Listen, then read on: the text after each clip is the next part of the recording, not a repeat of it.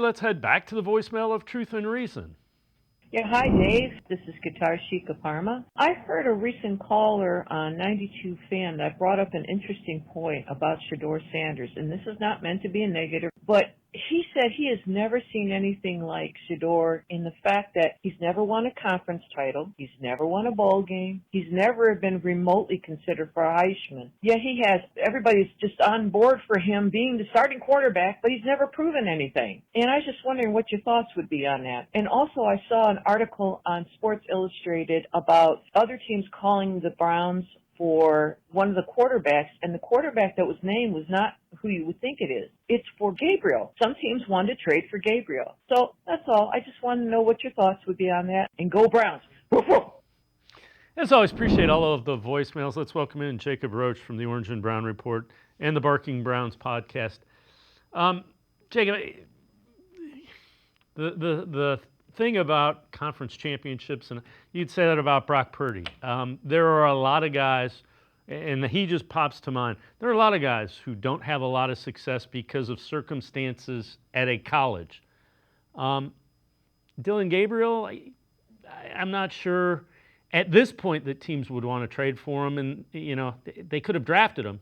The Browns took him in the third, and that was higher than most teams had him. But relative to Shedeur, it was a good first step. Yeah, absolutely. I mean, I talked about it all last week, kind of leading up to that game for Shedeur, where it was like, hey, I think this is his first real test. Yeah, he's getting tested with his reps in practice, and he had some reps, against the Browns' first team offense or defense, a couple of times, or at least one time. But this was the first real test to show, I can run an NFL offense, I can communicate in a huddle and get everybody lines up and everything. And I think he kind of passed that first test. And I think sometimes we do. I just come back to this when the caller talked about no conference championship, things like that. I come back to this thing I've said for years, that wins are not a quarterback stat. I know that we like to attach it to the quarterbacks a lot, but it's not a quarterback stat to me, because you got to look at where Colorado was, especially before Deion and Shedeur Sanders and Travis Hunter and all them came there. And it's like, outside, he had a horrible offensive line, and then he had Travis Hunter, and the other wide receivers weren't as great and things like that.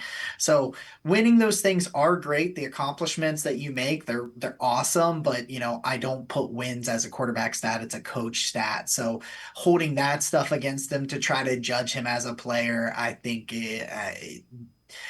people put too much weight on that aspect of the evaluation, in my opinion. Yeah, and the other thing is just because a guy has success at the college level and wins those and is the Heisman Trophy winner, NFL is littered with guys that have won the Heisman Trophy and have not done well in the NFL. But again, I'm with you.